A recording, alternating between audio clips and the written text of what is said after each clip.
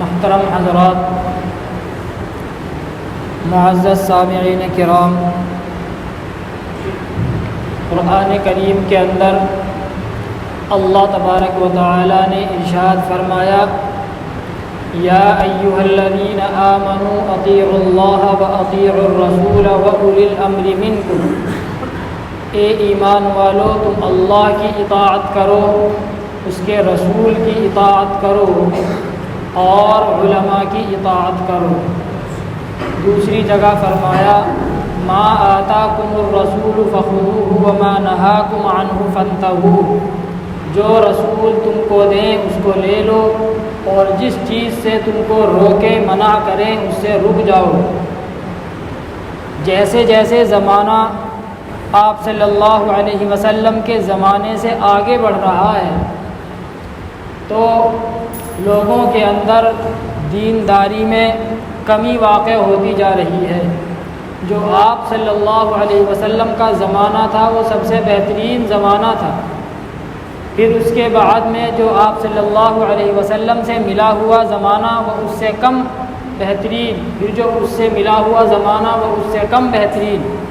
غرض جتنی دوری آپ صلی اللہ علیہ وسلم کے زمانے سے ہوتی جا رہی ہے، زمانہ خراب سے خراب ہوتا جا رہا ہے، اور لوگوں کے اندر دین سے دوری اور دین کی اہمیت کا کم ہو جانا، اہل علم کی اہمیت کا کم ہو جانا یہ برابر جاری ہے۔ اب یہ محرم الحرام کا مہینہ چل رہا ہے۔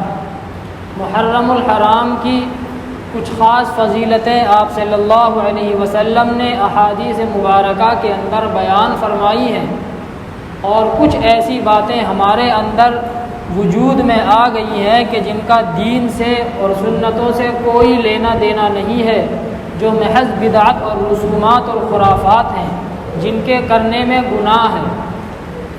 محرم الحرام کا مہینہ یہ تاریخی اعتبار سے بڑی اہمیت کا حامل ہے۔ جتنے بڑے بڑے کام ہوئے اور جتنے بڑے بڑے کارنامے ہوئے اور جو چیزیں بڑی بڑی وجود میں آئیں وہ سب اسی محرم الحرام کے مہینے میں، اور خاص طور سے 10ویں محرم الحرام کو وجود میں آئیں۔ 10ویں محرم الحرام کو یوم عاشورہ کہا جاتا ہے۔ اسی یوم عاشورہ میں اللہ تبارک و تعالی نے زمین و آسمان اور قلم کو پیدا فرمایا۔ اسی یوم عاشورہ یعنی 10ویں محرم الحرام کو اللہ تبارک و تعالی نے حضرت آدم علیہ السلام کو پیدا فرمایا۔ اسی 10 محرم الحرام کو حضرت آدم علیہ السلام کی توبہ قبول ہوئی، اور اسی 10 محرم الحرام کو سب سے پہلی بارش ہوئی زمین کے اوپر۔ اسی 10ویں محرم الحرام کو اللہ تبارک و تعالی نے حضرت ادریس علیہ السلام کو کافروں کے شر سے بچا کر کے آسمان پر اٹھایا۔ اسی 10ویں محرم الحرام کو اللہ تبارک و تعالی نے حضرت نوح علیہ السلام کو طوفان سے بچایا، اور اسی 10ویں محرم الحرام کو اللہ تبارک و تعالی نے حضرت ابراہیم علیہ السلام کو آگ سے بچایا۔ اسی 10ویں محرم الحرام کو حضرت اسماعیل علیہ السلام کی پیدائش ہوئی۔ اسی 10ویں محرم الحرام کو اللہ تبارک و تعالی نے حضرت سلیمان علیہ السلام کو دوبارہ بادشاہت دی۔ اسی 10ویں محرم الحرام کو حضرت یعقوب علیہ السلام سے حضرت یوسف علیہ السلام کی ملاقات ہوئی ایک لمبی جدائی کے بعد۔ اسی 10ویں محرم الحرام کو اللہ تبارک و تعالی نے حضرت ایوب علیہ السلام کو ایک مہلک بیماری سے نجات عطا فرمائی، اور اسی 10ویں محرم الحرام کو آپ صلی اللہ علیہ وسلم نے حضرت خدیجۃ الکبریٰ رضی اللہ تعالی عنہا سے نکاح فرمایا، اور اسی 10ویں محرم الحرام کو حضرت حسین رضی اللہ تعالی عنہ جو آپ صلی اللہ علیہ وسلم کے نواسے، حضرت علی کے بیٹے، حضرت فاطمہ کے فرزند، وہ اسی 10ویں محرم الحرام کو شہید کیے گئے۔ غرض جتنے بڑے بڑے کام ہوئے وہ سب اسی مہینے میں، اور خاص طور سے 10ویں محرم الحرام کو وجود میں آئے۔ تو اس سے پتہ چلتا ہے کہ تاریخی اعتبار سے اس مہینے کی کتنی اہمیت ہے، اور اللہ تبارک و تعالی نے اس مہینے کو کتنا اہمیت کا حامل بنایا ہے۔ اسلام سے پہلے جب آپ صلی اللہ علیہ وسلم پر ابھی وحی کا نزول شروع نہیں ہوا تھا، زمانے جاہلیت میں بھی کفار مکہ کے اندر اس مہینے کی بڑی اہمیت تھی، اور وہ 10ویں محرم الحرام کو کعبے کا نیا غلاف بدلتے تھے، اور اسی 10ویں محرم الحرام کو کفار مکہ روزہ رکھا کرتے تھے۔ ہو سکتا ہے کہ حضرت ابراہیم علیہ السلام کی شریعت کے کچھ احکامات ان کے اندر باقی ہوں، تو جو ایسے احکامات حضرت ابراہیم علیہ السلام کے کفار مکہ کے اندر پائے جاتے کہ جن کے اندر کوئی قباحت نہیں تھی، تو آپ صلی اللہ علیہ وسلم اس کو اپنا لیا کرتے تھے۔ چنانچہ آپ صلی اللہ علیہ وسلم وحی کے نزول سے پہلے، قرآن کے نزول سے پہلے 10ویں محرم الحرام کو روزہ رکھا کرتے تھے، جب تک ابھی آپ نبی نہیں بنائے گئے تھے۔ 10ویں محرم الحرام کو آپ صلی اللہ علیہ وسلم روزہ رکھا کرتے تھے، اور جب آپ صلی اللہ علیہ وسلم کے اوپر قرآن نازل ہوا اور آپ صلی اللہ علیہ وسلم ہجرت کر کے مدینہ تشریف لائے، تو آپ صلی اللہ علیہ وسلم نے وہاں کے یہودیوں کو دیکھا کہ وہ 10ویں محرم الحرام کو روزہ رکھتے ہیں، تو آپ صلی اللہ علیہ وسلم نے ان سے معلوم کیا کہ آخر تم لوگ اس دن روزہ کیوں رکھتے ہو؟ تو انہوں نے کہا کہ اس دن میں اللہ تبارک و تعالی نے فرعون کے ظلم سے بنی اسرائیل کو نجات دی تھی، اور اسی دن میں اللہ تبارک و تعالی نے حضرت موسیٰ علیہ السلام پر توریت نازل فرمائی، اس وجہ سے ہم اس دن روزہ رکھتے ہیں۔ تو آپ صلی اللہ علیہ وسلم نے فرمایا کہ پھر ہم اس کے زیادہ حقدار ہیں۔ چنانچہ آپ صلی اللہ علیہ وسلم نے لوگوں کو حکم دیا کہ 10ویں محرم الحرام کو روزہ رکھو۔ تو صحابہ کرام نے آپ صلی اللہ علیہ وسلم سے عرض کیا کہ یہ تو یہودی کافر ہیں، اور آپ ہم کو کفار کی مخالفت کرنے کا حکم دیتے ہیں، تو 10ویں محرم الحرام کو تو یہودی روزہ رکھتے ہیں، پھر ہم اس دن روزہ کیسے رکھیں؟ اس میں تو ان کی موافقت ہو جائے گی، ان کے ساتھ مشابہت ہو جائے گی۔ تو آپ صلی اللہ علیہ وسلم نے فرمایا کہ اگر میں اگلے سال زندہ رہا تو اس کے ساتھ ایک روزہ اور ملاؤں گا، اور صحابہ کو حکم دیا کہ اگلے سال اس کے ساتھ ایک روزہ اور ملا لینا، صرف تنہا 10ویں محرم الحرام کا روزہ مت رکھنا، اس کے ساتھ یا تو ایک دن پہلے کا یا ایک دن بعد کا روزہ رکھ لیا جائے۔ بعض علماء یہ فرماتے ہیں کہ صرف 10ویں محرم الحرام کا روزہ رکھنا مکروہ ہے، تو علامہ انور شاہ کشمیری رحمۃ اللہ علیہ نے فرمایا تنہا 10ویں محرم الحرام کا روزہ رکھنا مکروہ نہیں ہے، دراصل اس دن کا روزہ رکھنا اس کی 3 صورتیں ہیں۔ نمبر 1، 9، 10 اور 11 3 دن کا روزہ رکھا جائے۔ نمبر 2، 9 اور 10 کا روزہ رکھا جائے یا 10 اور 11 کا روزہ رکھا جائے۔ نمبر 3، صرف 10ویں محرم الحرام کا روزہ رکھا جائے۔ تو ان میں جو سب سے افضل طریقہ ہے وہ یہ ہے کہ 9، 10 اور 11 تینوں دن کا روزہ رکھا جائے، یہ سب سے افضل طریقہ ہے۔ دوسرا طریقہ 9 اور 10 کا رکھا جائے یا 10 اور 11 کا، یعنی 10 کے ساتھ ایک روزہ اور ملایا جائے، تو یہ اس سے کم درجے کا روزہ ہے، یہ بھی جائز ہے لیکن یہ اس سے کم درجے کا ہے، اور صرف 10ویں محرم الحرام کا روزہ رکھا جائے تو اس کا درجہ سب سے کم ہے، لیکن مکروہ پھر بھی نہیں ہے، اس لیے کہ اگر مکروہ ہوتا تو آپ صلی اللہ علیہ وسلم صرف 10ویں محرم الحرام کا روزہ نہ رکھتے۔ تو پتہ چلا کہ مکروہ نہیں ہے صرف 10ویں کا، ہاں اس کا درجہ کم ہے، اس کے ساتھ میں ایک روزہ پہلے یا بعد میں رکھ لیا جائے۔ تو محرم الحرام کے اندر جو کرنے کے کام ہیں وہ 2 کرنے کے کام ہیں، اس کے علاوہ باقی سب بدعات، رسومات، خرافات ہیں۔ وہ 2 کرنے کا کیا کام ہے؟ 2 کرنے کے کام، سب سے پہلا روزہ رکھنا، 10ویں محرم الحرام کو روزہ رکھا جائے، اس سے پہلے یا اس کے بعد میں ایک روزہ اور رکھ لیا جائے یا 3 روزے رکھے جائیں، 9، 10 اور 11 ہے۔ اس روزے کی بڑی فضیلت ہے۔ آپ صلی اللہ علیہ وسلم نے ایک حدیث پاک میں ارشاد فرمایا کہ جو شخص یوم عاشورہ کا روزہ رکھتا ہے تو اس کے 1 سال پہلے کے گناہ معاف کر دیے جاتے ہیں۔ جو آدمی 10ویں محرم الحرام کو روزہ رکھتا ہے تو اس کے 1 سال پہلے کے جو گناہ اس نے کیے وہ سارے معاف کر دیے جائیں گے، لیکن دھیان میں رہے وہ صغیرہ گناہ معاف ہوتے ہیں، چھوٹے گناہ، جو کبیرہ گناہ ہیں وہ بغیر توبہ کے معاف نہیں ہوتے۔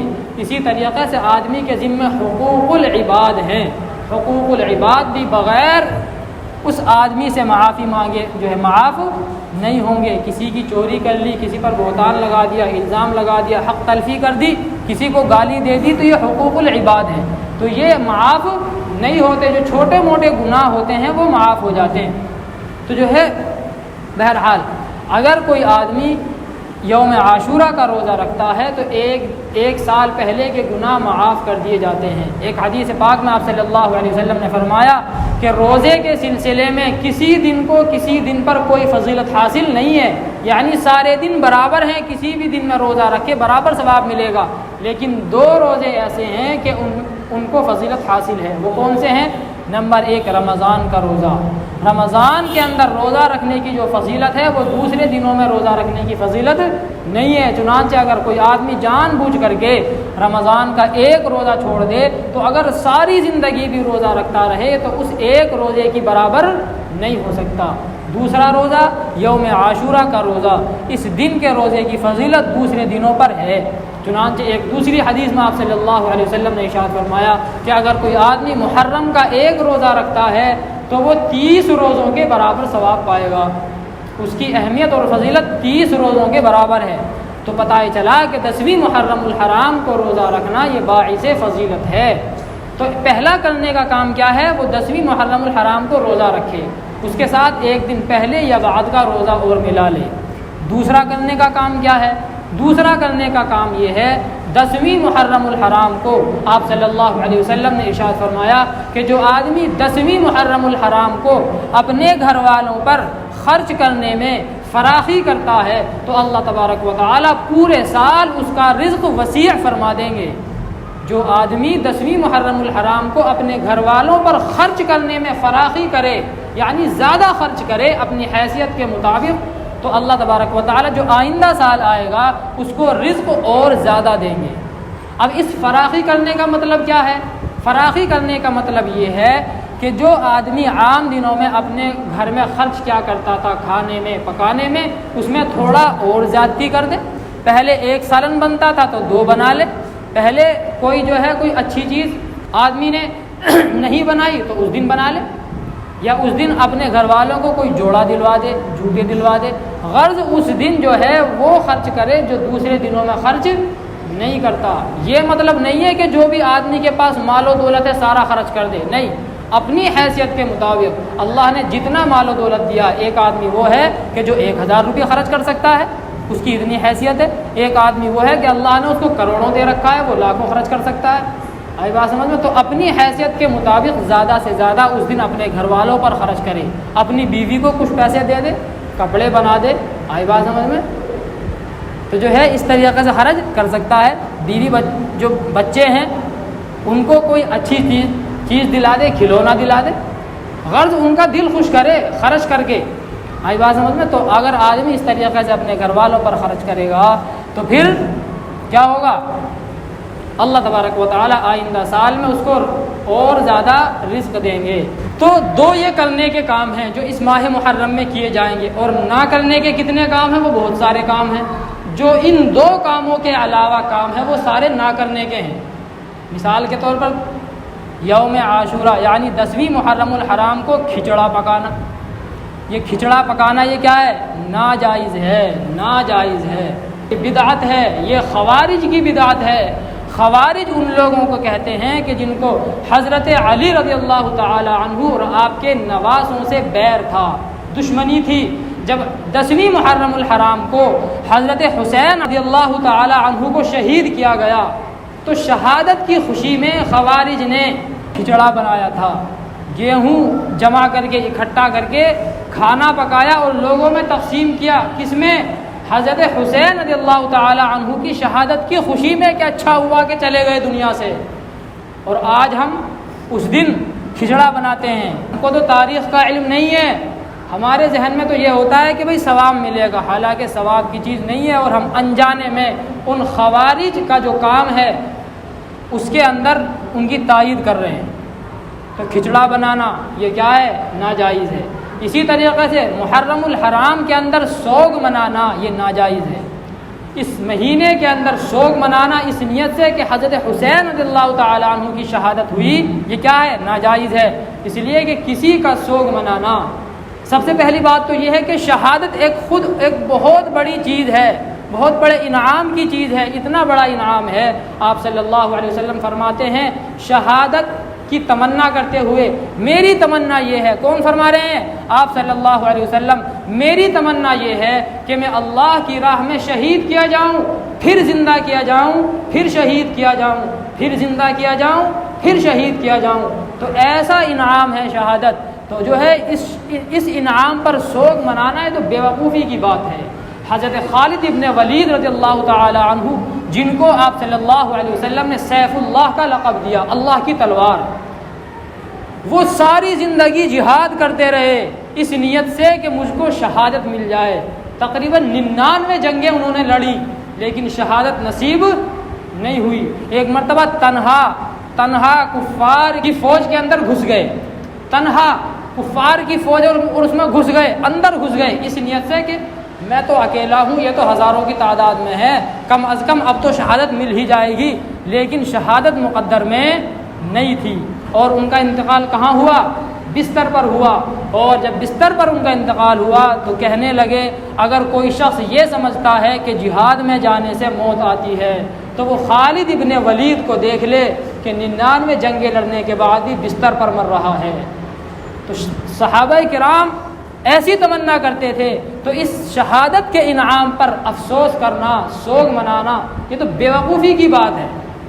نیز انتقال کو کئی سو سال گزر گئے، شہادت کو کئی سو سال گزر گئے، اور کئی سو سال گزرنے کے بعد سوگ منانا یہ بھی بیوقوفی کی بات ہے۔ آپ صلی اللہ علیہ وسلم نے ارشاد فرمایا کہ 3 دن سے زیادہ کسی کا سوگ منانا جائز نہیں ہے، صرف عورت کے لیے جائز ہے کہ وہ اپنے مرے ہوئے شوہر کا 4 مہینے 10 دن سوگ منائے، اس کے علاوہ کسی کے لیے جائز نہیں ہے کہ 3 دن سے زیادہ کسی پر ماتم کرے۔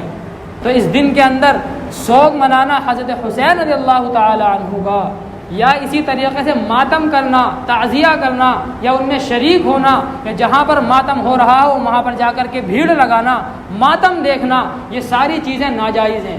ماتم دیکھنا، وہاں پر بھیڑ لگانا یہ بھی ناجائز ہے، اس لیے کہ حدیث میں آیا من کثر سواد قوم فہو منہم، جو آدمی کسی قوم کی جماعت میں اضافہ کرے گا تو اس کا شمار بھی اسی قوم میں سے ہوگا۔ جو آدمی کسی قوم کی بھیڑ میں اضافہ کرے گا تو قیامت کے دن اس کا حشر بھی انہی کے ساتھ ہوگا۔ آئی بات سمجھ میں؟ اسی طریقے سے سوگ منانے میں غیروں کے ساتھ مشابہت ہے، شیعوں کے ساتھ مشابہت ہے، اور حدیث میں آیا من تشبہ بقوم فہو منہم، جو آدمی کسی قوم کی مشابہت اختیار کرے گا تو اس کا شمار بھی انہی میں سے ہوگا۔ لہذا اس دن کے اندر یا اس مہینے کے اندر سوگ منانا، کالے کپڑے پہننا، یہ کیا ہے؟ ناجائز ہے۔ بعض لوگ اس مہینے کے اندر شادی بیاہ کرنے کو ناجائز سمجھتے ہیں، منحوس سمجھتے ہیں، یہ بھی ناجائز ہے۔ خود آپ صلی اللہ علیہ وسلم نے محرم الحرام کے اندر نکاح فرمایا حضرت خدیجہ رضی اللہ تعالی عنہا سے، اور عمل کر کے بتایا کہ محرم الحرام کے اندر نکاح کرنا کوئی ناجائز نہیں ہے۔ بعض لوگ کہیں گے کہ بھائی حضرت حسین کی تو شہادت آپ صلی اللہ علیہ وسلم کے بہت بعد میں ہوئی اور آپ نے نکاح پہلے فرمایا تو یہ کوئی دلیل نہیں ہے۔ تو اس کا جواب یہ ہے کہ آپ صلی اللہ علیہ وسلم کو اللہ تبارک و تعالی بتلا دیتے اور بتلا دیا تھا کہ حضرت حسین کی شہادت ہوگی، چنانچہ آپ صلی اللہ علیہ وسلم نے حضرت حسین رضی اللہ تعالی عنہ سے فرمایا تھا کہ تجھ کو جو ہے کچھ لوگ شہید کر دیں گے۔ تو آپ صلی اللہ علیہ وسلم کو پہلے معلوم تھا کہ حضرت حسین کو شہید کیا جائے گا، اور کس مہینے میں شہید کیا جائے گا یہ بھی معلوم ہوگا۔ تو آپ صلی اللہ علیہ وسلم نے اپنے عمل سے بتلا دیا کہ محرم الحرام میں نکاح کرنا ناجائز نہیں ہے، بلکہ بہتر ہے اور باعث اجر و ثواب ہے اگر آدمی اس مہینے میں اس نیت سے نکاح کرے کہ ایک رسم ٹوٹے، ایک بدعت ختم ہو، ایک خرافات ختم ہو، تو اللہ تبارک و تعالی اس پر اجر بھی عطا فرمائیں گے اور زیادہ۔ نیز ایک روایت کے مطابق آپ صلی اللہ علیہ وسلم نے اپنی بیٹی حضرت فاطمہ رضی اللہ تعالی عنہا کا نکاح حضرت علی رضی اللہ تعالی عنہ سے اس ماہ محرم میں فرمایا۔ تو خود آپ صلی اللہ علیہ وسلم نے اپنے عمل سے بتلا دیا کہ محرم الحرام کے مہینے میں شادی بیاہ کرنا یہ ناجائز نہیں ہے۔ اس لیے ہمیں اپنی فکر کرنے کی ضرورت ہے، آخرت کی فکر کرنے کی ضرورت ہے، اور سنت کے مطابق، قرآن کے مطابق، شریعت کے مطابق اپنی زندگی علماء سے پوچھ کر گزارنے کی ضرورت ہے۔ خرافات کی ضرورت نہیں ہے۔ صرف 2 کام کرنے ہیں محرم الحرام میں، روزہ رکھنا اور اپنے گھر والوں پر زیادہ سے زیادہ خرچ کرنا، بس یہ 2 کام کرنے ہیں۔ اس کے علاوہ کوئی کام نہیں کرنا، کھچڑا نہیں پکانا، شادی بیاہ کو ناجائز نہیں سمجھنا، ماتم نہیں کرنا، سوگ نہیں کرنا، کچھ نہیں کرنا۔ جس طریقے سے پورے سال زندگی گزارتے ہیں اسی طریقے سے ہم کو آئندہ کی زندگی بھی گزارنی ہے، اپنی آخرت کی فکر کرنی ہے۔ اللہ تبارک و تعالیٰ نے ہمارے اوپر کسی کی ذمہ داری سونپی ہے تو اس ذمہ داری کو اچھی طریقے سے نبھانا ہے۔ قیامت کے دن سوال ہوگا۔ آپ صلی اللہ علیہ وسلم کا جب انتقال ہونے لگا تو آپ نے فرمایا کہ اپنے ماتحتوں کا خیال کرنا، تم جن لوگوں کے مالک ہو، جن کی ذمہ داری تمہارے اوپر ہے، ان لوگوں کا خیال کرنا۔ آئی بات سمجھ میں؟ تو ہم کو اپنی ذمہ داری کو نبھانا ہے اور اپنی آخرت کو سنوارنا ہے۔ اللہ تبارک و تعالی ہم سب کو کہنے سننے سے زیادہ عمل کرنے کی توفیق عطا فرمائے۔ وآخر دعوانا الحمد للہ رب العالمین۔